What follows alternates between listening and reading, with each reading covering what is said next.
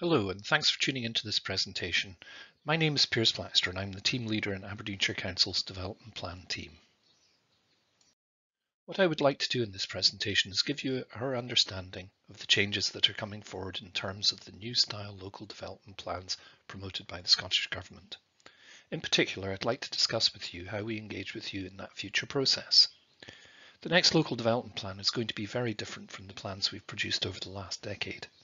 It will have a different style and feel.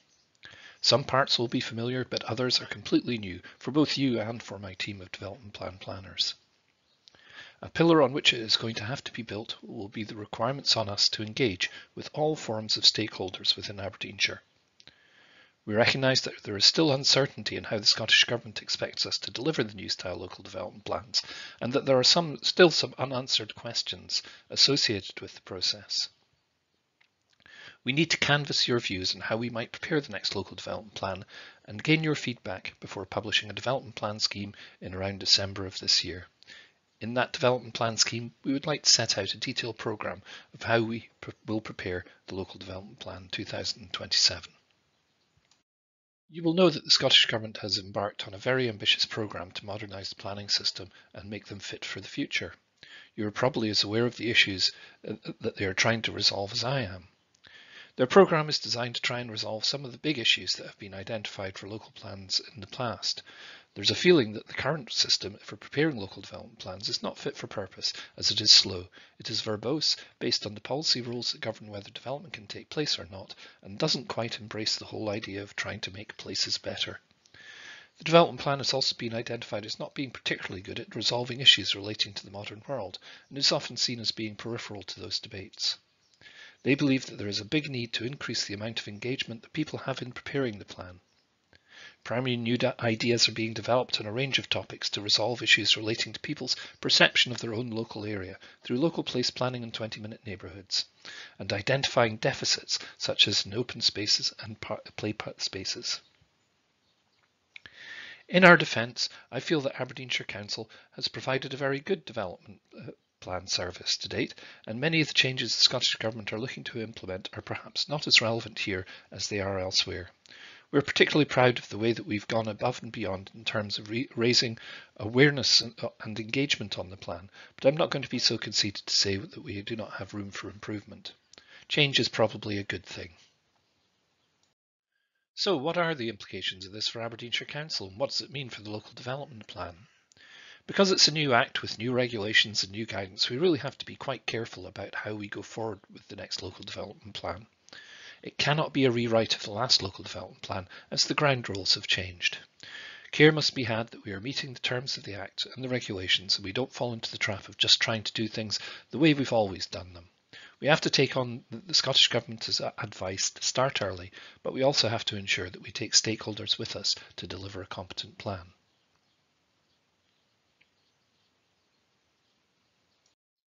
Again, you may have already recognised this, but on analysis, a number of things are in and out of the modernised local development plan. The old processes of a main issues report leading to a proposed local development plan leading to an examination and adoption have been replaced with new structures. Some elements are familiar, some are recognisable to existing processes, but others are brand new. For example, local place plans, settlement-based expressions of land use development, the production of an evidence report that collates information from a wide range of sources and effectively sets the bedrock on which the plan can then be built, its gate check examination, the call for ideas, and the new concept of a modified proposed plan. These are all new territory, some of which will be partially familiar. And so what's the timetable?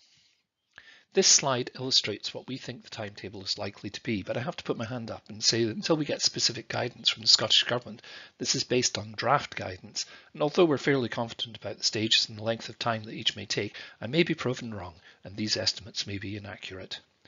The arrow shows when we expect the various parts of the new plan to be produced. You can see from this we would hope to get the evidence report finished by the end of 2023. We would hope to have the gate check examination within 6 months of that. We would hope to have the call for ideas by the end of 2024. The proposed local development plan would follow 9 months after that.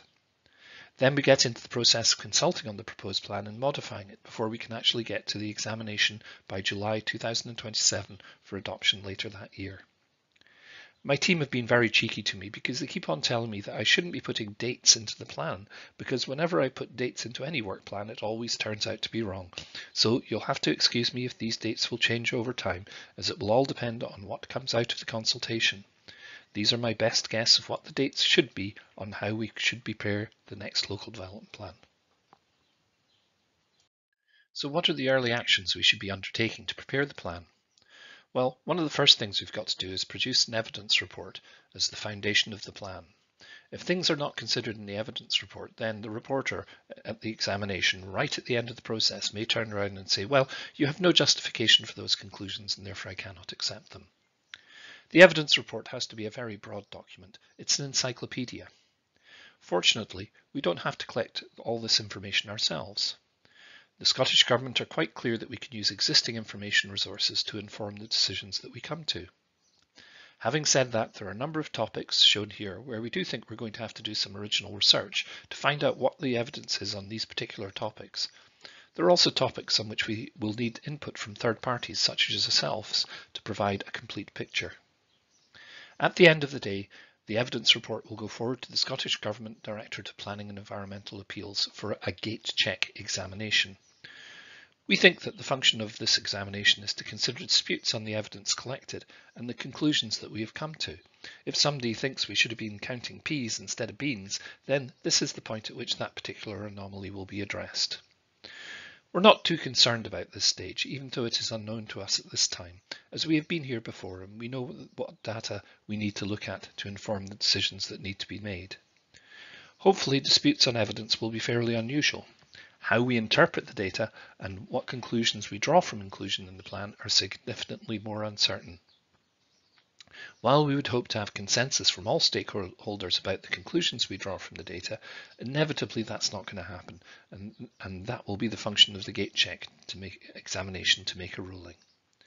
We don't know how long a gate check examination is going to take, so we've given an estimate of around about 6 months. Concurrent with the gate check examinations, there's the third new stage, the call for ideas. We think there are probably similarities between the call for ideas and the call for bids process that we've undertaken for previous plans to identify the aspirations of the development industry. However, it is more than this, as our feeling is also similar to the stage undertaken right at the start of previous plans and before we got to the main issues report, where we canvassed opinion on what the main issues might be that we should be trying to address. At the call for ideas, we'll be asking people to give us their views on what we need to do in the local development plan. We believe that fundamental to this process is that the actions will have to be in agreement with the needs identified within the evidence report. For example, if a major house builder was to propose 1,000 homes in a settlement, this could only be supported if there was evidence that shows there is a need for 1,000 homes in that settlement, or that a solution delivering 1,000 homes would deliver a particular outcome identified in the evidence report. If this was not the case, we would not be able to support that allocation in the proposed plan itself. We would expect people to be looking at the evidence report to inform the ideas that they're putting forward. The evidence presented will not present solutions except to the broadest level, but at this stage we would welcome any ideas on how to resolve the issues that are identified in the evidence report itself. This is the stage where elected members truly get involved, because they will be required to make decisions about the form and content of the local development plan. While elected members will be involved throughout the process of compiling the evidence report, it's at this stage we'll be starting to take items to committee to get them to agree positions that we can take forward into the local development plan. The call for ideas will feed into the proposed plan. The proposed plan is likely to be quite different from that which we've seen before. In the first place, we've previously spent quite a lot of time in developing policies for use by development management in determining planning applications. Because of NPF 4, the new version of the local development plan is likely to be very light on policies. If local policies are not adding more meat to the bones of national planning policy, then it's likely that the plan may make no comment at all. The other thing that's going to be different is that the new plan is going to be very much place-based, focusing on areas of significant change. This may result in some settlements not being included in the local development plan. Only those areas where there is a need for significant change and where the plan needs to have an active role will be considered. When we look across Aberdeenshire and the history of plans in the northeast, there are some communities where we've made land use allocations, but there's been very low levels of growth. Very little has happened, and the status quo has been maintained. We think that for us to be effective in what we're doing, we need to accept the status quo and not promote change where it is not needed. We will concentrate on those areas where specific activities are required to achieve major change and what those changes are likely to be. Our thinking is that the proposed plan will not be made up of settlement statements, but instead will have action areas supported by design briefs and master plans. In this part of the settlement, there is a problem and this particular issue, and we're going to promote a form of development there to try and resolve that particular issue. There will also be elements of trying to make the best use of infrastructure that we have in order to exploit existing opportunities to resolve particular social or economic problems. The final stage of plan preparation process also deserves mention. After the proposed plan has been published, we will consult on it and gather opinion from many different quarters about whether people think we've got it right or not. A new stage in plan preparation has been identified where there can be informal negotiations with objectors to resolve objections and derive a modified proposed plan which is fit for purpose. We will need some steer from the elected members on what we should be negotiating on, and we will probably develop a suite of documents which will identify what the issues are that need to be resolved, and then we will negotiate with individuals to try and reach compromise before submitting the plan for examination. Once we've gone through that process, we'll publish a modified proposed plan, and this will then be submitted for examination. This will be slightly different from what we do at the present time, because rather than having an examination consider every objection to the proposed plan, some will have been removed, hopefully leading to a shorter examination process. So, when can we expect engagement to take place? We are obliged to consult. Within the development plan scheme, we are required to publish how we're going to consult in the participation statement.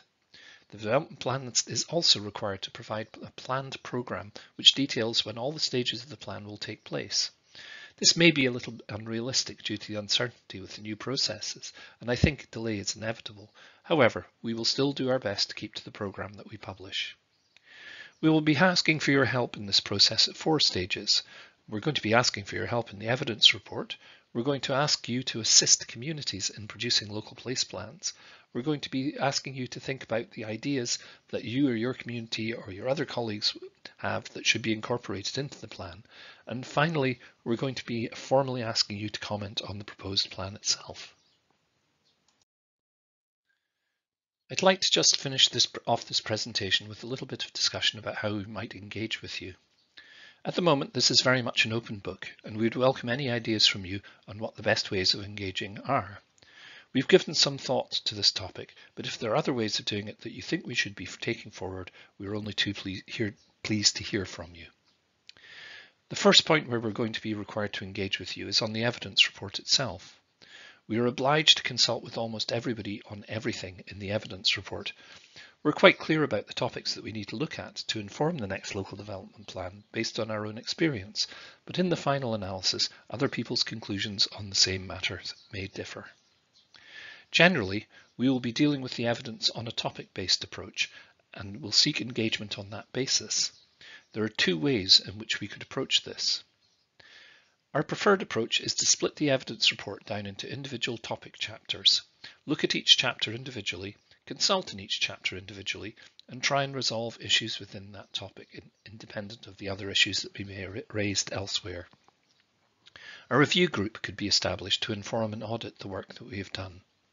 A topic paper would then be prepared on the subject and would be published, allowing anyone to comment on the conclusions. The review group would then review the issues that have been raised to us and derive a consensus or identify if an unresolvable dispute has occurred for reference to the gate check examination. However, there are an awful lot of topics to be considered, and it would be no small task to undertake. As an alternative, we could produce a compendium document that looks very much like a main issues report. This would require us to go through the evidence, identify those main topics that are of particular importance, and publish a statement that says we think these are the issues that the local development plan should be resolving. This is not as straightforward as it may seem, because we would just be reinventing the main issues report, which the Scottish Government have effectively now deleted from the canon. This would be a complex process and would probably add significant amount of time to the projected timeline. We do not favour this approach because we don't actually think it's engaging with people on the production of the evidence report. It's engaging people on the product rather than the process. We would welcome your views on these two issues. The second area I would like to just touch on is the call for ideas. As I have said, we think that ideas presented to us need to be checked against the findings of the evidence report. Our first check will be whether these ideas are supported by the evidence report and whether it complies with the conclusions reached. We would expect developers to put forward development bids for sites that they would wish to put into the plan. We would expect communities to suggest areas of action where they think we should be undertaking some particular regeneration, revitalisation, rehabilitation in their area. Our thinking on this is that we would have to assess all the ideas presented to us and then put them forward to the council for it to make decisions as to whether they supported or did not support them. We think we will respond to the ideas in the same way that we did with the responses to the previous main issues report, by producing issues and actions papers for the committee to review and instruct us on the direction the proposed local development plan should take. Moving on to the proposed local development plan, this is kind of familiar territory for us. We think we should be preparing a plan and seeking formal consultation on it in the same way as we did on previous proposed local development plans. We would summarise all the objections that we received. We would then have to get authority from the council in terms of those issues that we thought were legitimate to try and negotiate, and on those issues which are not going to be resolvable. At this point, we would start direct engagement with objectors, trying to negotiate resolutions to the issues and achieve appropriate compromise. We will try and persuade objectors to withdraw representations to the plan or support something new that should be added. It has to be questioned whether we will be able to persuade everyone who's objected to a particular proposal to withdraw their objection and consequently achieve a shorter examination. We think that a number of issues to be considered will most likely stay the same.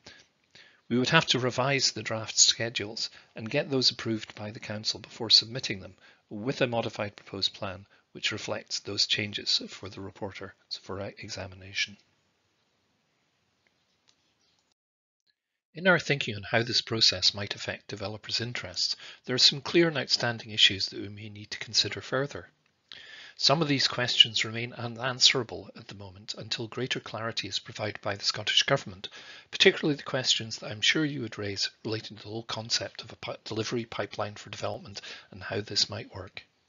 Others may be resolved through discussions in other forums. For example, the overall scale of the housing allocations that we should be seeking will likely be determined within the housing needs and demand assessment process. Other questions that you might be thinking of may relate to the whole question of delivery and meeting demand in the face of the infrastructure hierarchy that promotes first call on development sites which have already appropriate infrastructure and makes developments in popular areas where infrastructure is already at capacity more difficult to procure. One area that I can give advice on is the need for us to have a plan dominated by master plans and design briefs. In our view, the shorter the better, delivering the principal objectives, but delivering the sites, but allowing significant flexibility in how this is achieved. I'm sure that after this presentation and a little thought, you will come up with scores of issues that still need to be resolved to your satisfaction. So, where do we go from here? We do not believe that it's too early to start this process, and the Scottish Government is actively promoting efforts on evidence reports. We think that days of past conflicts between the development plan and the development industry need to be set aside, and there is a need for honest and open collaboration to achieve the objectives of the new system. Engaging with you on the content of the development plan scheme is an example of a new way of doing things that we are happy to embrace. In the context of the development plan scheme, the overall programme for the plan, there are some very early questions that need to be answered relating specifically to the evidence report and the subsequent call for ideas. Some of these big decisions are presented here, but in order to be transparently record your views, we would be very pleased if you could look at the Engagement Hub and respond to the questionnaire that we have placed there. We hope that you have found this presentation of value and that we can all work together to deliver the next local development plan for the benefit of all in the North East. May you live in exciting times, goes the ancient Chinese curse. For us, the next 5 years are likely to be very interesting. Thank you very much.